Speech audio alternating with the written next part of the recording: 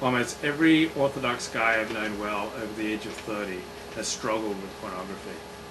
You know, in the sense that they feel like they're wasting hours using it, and it doesn't make them feel good about themselves, and so they have issues with it. So I would say that there are a lot of guys who do have issues with porn. So if you find that you're watching, you know, more than you want, if you find that it's making you feel lousy about yourself, if you find that it's interfering with your work, like if you're doing it at work and you get fired, or if you're... I hate it when that happens. Like if it's interfering with the way you live your life, then you should get help.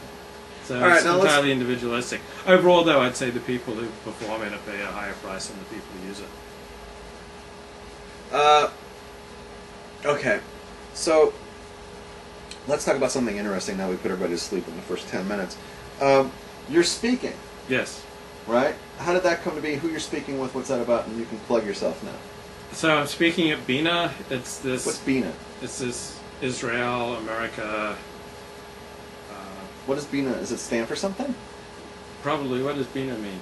BINA means like knowledge. You know? Right. Well, BINA is all about knowledge. It's this generally hyper-intellectual group. They'll have 4 people typically come in and speak on some intellectual topic, and they'll get 15 minutes to speak. So, for instance, when I was there, I've been to a couple of their programs. I had one on like Jewish classical music composers, had another one on different types of like some like North African Jewish dance.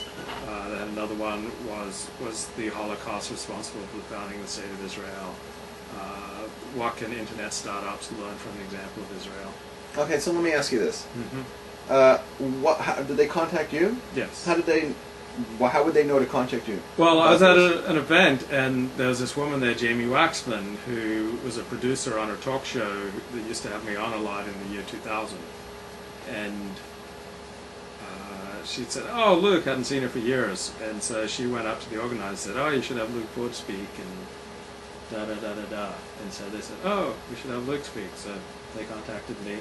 I gave them 8 different topics that I could talk on, and they thought this was the most interesting topic. Of course, because you didn't tell them that your experiences working together with Rabbi Raps. That would have been, top bill, but of course you buried that one. I didn't mention that one, you're right. Right, because sex sells. Okay, so they're going to talk about sex, right? And you go ahead, tell us when it's going to be and where. September 14th, and go to the website, I believe it's binala.org. Right, except I couldn't find anything at that website, so that didn't help. But did they tell you where it's going to be? They don't have an address yet, but I believe it's going to be at the Mark on Pico Boulevard. The Mark? Yeah. That's... opposite Young Israel Century City. That's not far from here. Yeah. Okay. So that's where you're going to be on that night. And people are going to pay to see you talk? Along with other people, so I think it's like $15. And I think the crowd they're aiming at is under 45s. So if you're above 45, don't be offended if you're not the crowd they're looking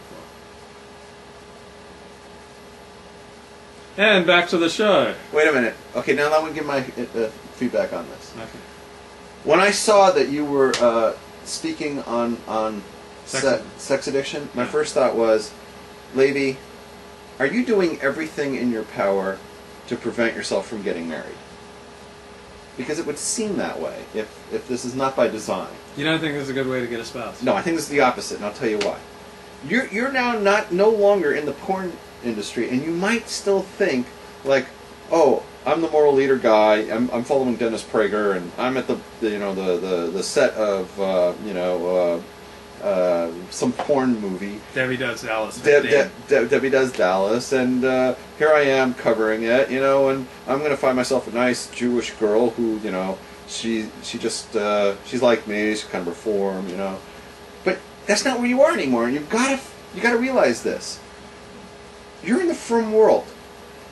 In the frum world, the women, I'm going to go on a limb here and say, generally are going to be intimidated and turned off by a guy who talks about the fact that he's had so many women in bed. I'm not going to talk about that in my speech. I'm not going to say, oh, I banged this chick and against the wall and it was so hot. I'm going to just talk about 12-step programs. Like, sex addiction is a Just the serious fact that problem it's in out there- Orthodox Judaism. Just the fact that Levi is out there with his sex addiction, right? Yeah, and he's yeah. going to say, I have a sex addiction, Yeah. right? And I've been with a lot of women.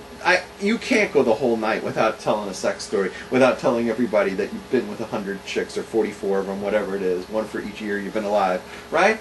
You're talking to frum Jewish women who haven't been with anybody, okay?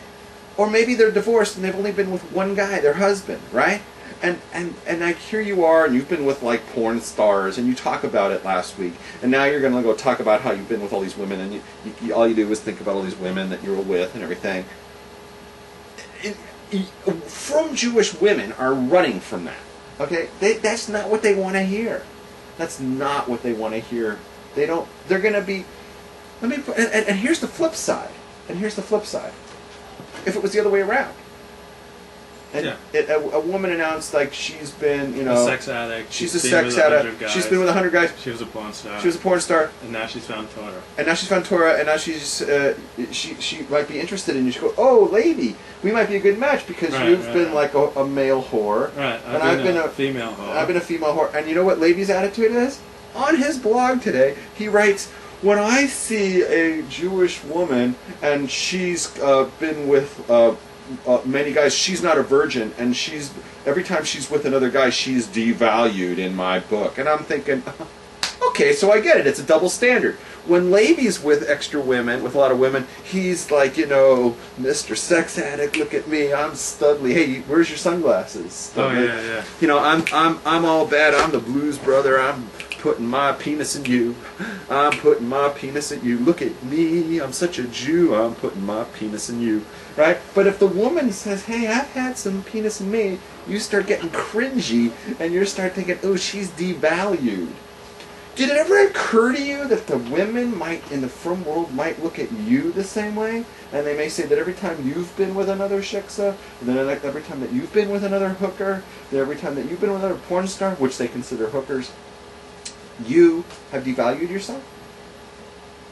Yeah, of course. So who exactly are you appealing to? Who are you trying to appeal to? Let's break this down logically, lady. Right. If there's a woman and she's never been with anybody, she's not going to want you because you've devalued yourself. Right. If there's a woman who's had many guys and she might be interested in you, you look at her as she's devalued. Right. So who in the world is there left? There's no one. You've now talked your way out of, just according to what you've put on your blog today, you have talked yourself out of any potential of any woman on the planet ever marrying you. I just put it all in Hashem's hands. I think you just got to be Torah true and have faith in Hashem. And just go out there and rock the Casbah. You're really going to like it. Rock the Casbah. Rock the Casbah. So yeah, I mean... D-Medic writes, Levi is fighting through the pleasures and temporary rewards of brainwashing.